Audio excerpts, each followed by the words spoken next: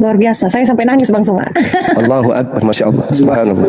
Kalau memang Nabi Isa Al-Masih itu bukan Tuhan, mengapa ketika hari penghakiman di akhir zaman itu, mengapa di dalam Al-Quran ditugaskan Nabi Isa, bukan Muhammad yang mereka junjung sebagai Rasulullah? Mengapa Nabi Isa yang ditugaskan untuk datang menghakimi seperti itu? Nah, itulah yang menjadi pegangan kekuatan bagi saudara-saudara Kristen bahwa di akhir zaman itu Tuhan saya sendiri yang datang untuk mengatakan bahwa inilah aku, jalan keselamatan, seperti itu. Dan di Muslim sendiri, di Al-Quran sendiri menyaksikan itu. Apakah itu benar atau gimana Bang?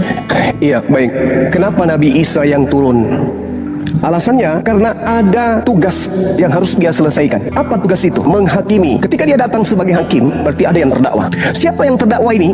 Dia yang telah, mereka yang telah mempermalukan Nabi Isa di hadapan pencipta. Makanya dalam Al-Quran itu beliau ditanyai, wa isqalallahu ya Isa bin Maryam anta qulta linnas, wahai engkau Isa, hambaku ciptaanku yang kuciptakan tanpa ayah, apakah engkau yang mengajarkan orang-orang tersebut mempertuhankan, menjadikan engkau sebagai Tuhan selain daripada aku? Apa kata Nabi Isa? Qala subhanaka ma yakunu li an aqula ma laysa li bihaqq. Maha suci engkau wahai Tuhanku, tidaklah patut aku berkata sesuatu yang bukan hakku untuk aku katakan. Jika aku mengatakan itu, pasti engkau mengetahui. Ma qultu lahum illa ma amartani bi ani a'budullah rabbi wa rabbakum. Aku hanya berkata, mengajarkan kepada mereka, sembahlah Allah Tuhanku dan Tuhanmu. Sehingga Al-Quran mengatakan, idza husyiran nasu, apabila nanti manusia dikumpulkan, dihimpunkan, apa yang mereka sembah selain daripada Allah akan menjadi musuh bagi mereka. Artinya Yesus itu adalah manusia yang disembah oleh manusia selain daripada Allah. Apakah Yesus akan memusuhi Kristen? Matius 7, 22, 23. Ternyata betul, Yesus memusuhi orang Kristen. Lalu kemudian di dalam Al-Quran ayat yang sama, dan pemujaan-pemujaan yang mereka lakukan ketika hidup di dunia akan diingkari. Apakah Yesus mengingkari penyembahan Kristen? Ternyata Matius 7 nomor 22 sampai 23. Betul,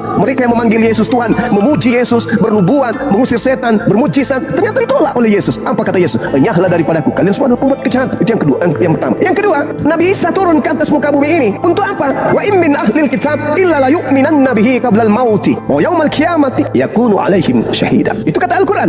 Tidak ada seorang pun di antara ahli kitab yang tidak beriman kepada Nabi Isa alaihissalam menjelang kematiannya, dan pada hari kiamat Nabi Isa akan menjadi saksi atas mereka. Lalu kemudian ketika Nabi Isa turun sebagai hakim, siapa yang mau dihakimi? Umat Islam mau dihakimi. Apa alasannya umat Islam mau dihakimi? Nabi Isa tidak datang untuk umat Islam, Nabi Isa datang untuk Bani Israel. Maka yang dihakimi adalah mereka yang terdakwa. Kenapa mereka terdakwa? Karena mereka melakukan pengingkaran kepada ajaran Nabi Isa ketika Nabi Isa datang kepada Bani Israel. Apa yang dikatakan oleh Nabi Isa alaihissalam? Ma qultu lahum, saya tidak berkata sesuatu yang bukan hakku. Yang aku katakan, sembahlah Allah Tuhanku dan Tuhanmu. Di dalam Yohanes 12 nomor 48, apa kata Yesus? Barang siapa yang menolak aku dan tidak menerima firmanku, dia sudah ada hakimnya, yaitu firman yang telah aku katakan kepada mereka. Firman itulah kelak yang akan menjadi hakimnya di akhir zaman. Anda Yesus memerintahkan manusia beribadah pada hari Minggu? Tak ada. Anda Yesus memerintahkan kemudian menyembah dirinya? Ada. Anda Yesus mengajarkan makan babi? Tak ada. Anda Yesus mengajarkan untuk merasulkan Paulus? Tak ada. Anda Yesus mengajarkan untuk ke gereja? Tak ada. Anda Yesus mengajarkan untuk tidak bersunat? Tak ada.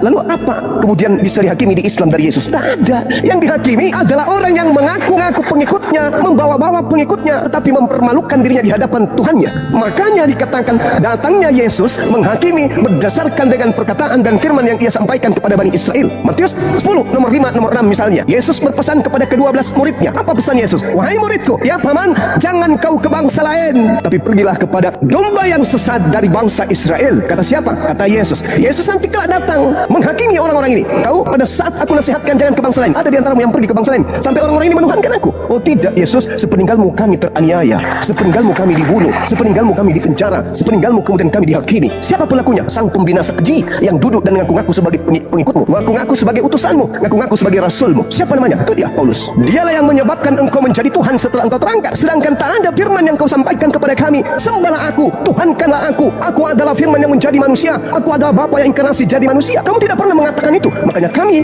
tidak pernah menuhankan dirimu. Hanya mereka, golongan orang-orang yang dari barat yang kemudian mempertuhankan dirimu. Inilah Nabi Isa datang. Ngapain Nabi Muhammad datang? Untuk apa? Lo umatnya menerimanya sebagai rasul, umatnya menerimanya sebagai nabi. Tak ada kemudian kewajiban untuk beliau datang. Sedangkan Nabi Isa diangkat ke langit, turun ke bumi untuk mempermalukan orang-orang yang telah mempertuhankan dirinya dengan mengatasnamakan Yesus.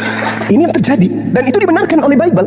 Yesus berkata, aku tidak berkata-kata dari diriku sendiri. Apa yang kau dengar dari aku, itu bukan dari aku, tapi dari Dia yang telah mengutus aku. Yohanes 14 nomor 27. Adakah Yesus mengajarkan Tuhankanlah aku? Jadilah kalian Kristen. Makanya Yesus selalu mengatakan, waspadalah, waspadalah, waspadalah. Kepada siapa? Kepada orang Farisi. Paulus mengaku orang Farisi. Filipi 3 nomor 5. Aku orang Farisi.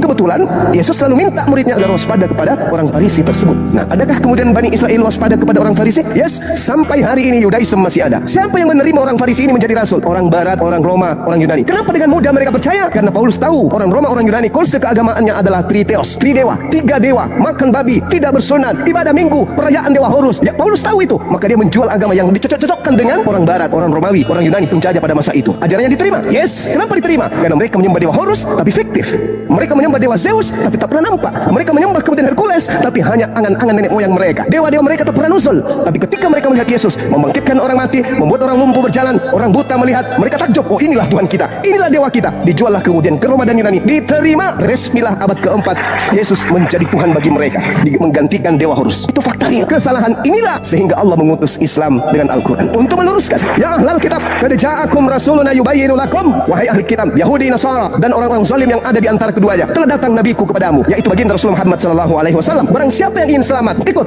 Dia membawa kitabullah, dia membawa cahaya, yaitu dinul Islam. Ikut. Tapi kalau kamu tidak ikut, hendak kemana kalian pergi? Aku akan minta kepada Bapa. Yohanes 14 nomor 26. Apa kata Yesus? Nomor 16. Aku akan minta kepada Bapa seorang manusia, penolong lain yang akan mengajarkan, membimbing kepadamu segala sesuatu berkaitan dengan kebenaran, keadilan, pengisapan dunia akan dosa. Masih banyak yang ingin aku ajarkan kepadamu, tapi kamu belum sanggup untuk menanggungnya. Tapi ketika ia datang, yaitu seorang penolong lain, dia yang akan membimbing kalian kepada setiap kebenaran, keadilan, penginsapan dunia akan dosa. Adalah benar jika aku pergi. Sebab kalau aku tidak pergi, seorang penolong itu tidak akan datang kepadamu. Tetapi kalau aku pergi, dia akan datang. Dia akan tidak berkata-kata dari dirinya, melainkan yang disampaikan adalah apa yang didengarnya. Kemudian dia akan memuliakan aku. Siapa dia? Seorang penolong lain itu. Inilah yang diterangkan dalam Al-Quran. Wa iz qala Isa bin Maryam ya bani Israil inni rasulullahi ilaikum musaddiqan lima baina yadayhi minat Torah wa mubasyiran bi rasulin ya'ti min ba'di ismuhu Ahmad Muhammad. Ketika Yesus datang, dia hanya untuk Bani Israel. Ketika Nabi Muhammad datang, dia adalah Nabi Rasul penutup untuk seluruh umat manusia. Makanya saudara Kristen itu kehilangan arah. Loh, kok bisa begitu? Oke, saya buktikan. Wahai saudaraku Kristen, siapa nabimu? Nabi Kristen siapa? Nabi Daud? Bukan. Salomo? Bukan. Musa? Bukan. Abraham? Bukan. Yesus? Bukan. Nabinya Kristen siapa? Kitabnya banyak. Markus, Matius, Yohanes. Banyak kitabnya orang Kristen. Tapi nabinya siapa? Sebutkan satu aja. Tak ada, paman. Terus bait suci. Mana bait sucinya orang Kristen? Bait suci itu adalah bait Elohim yang di dalamnya tidak boleh masuk barang najis, tidak boleh masuk ke dalamnya. Orang yang tidak bersunat haram hukumnya masuk ke dalamnya. Orang yang tidak tahir tidak boleh masuk ke dalamnya. Orang yang tidak membasuh tangan, kaki, wajah tidak boleh masuk ke dalamnya. Tidak boleh. Orang yang makan babi, makanan-makanan yang dinajiskan, yang diharamkan oleh Torah, haram hukumnya masuk ke dalam. Mana bait sucinya orang Kristen? Tak ada. Yang ada cuma gedung, tempat bernyanyi-nyanyi, hari Minggu, hari Sabtu dan seterusnya. Bait sucinya mana? Tidak bisa dikatakan suci kalau di situ masih ada tidak bersunat. Tidak boleh. Tidak mandi junub, tidak boleh dikatakan bait suci. Coba kita lihat di Yehezkiel 44 nomor 9, nomor 6, nomor 7, nomor 8. Apa kata Elohim di sana? Sekian banyak pelanggaran yang engkau lakukan wahai Bani Israel, tapi ada satu pelanggaran yang sangat-sangat menyakitkan hatiku, yaitu engkau memasukkan orang-orang yang tidak bersunat qulub masuk ke dalam tempat ibadahku. Luar biasa, saya sampai nangis Bang Sunga. Allahu Akbar, Masya Allah, Subhanallah.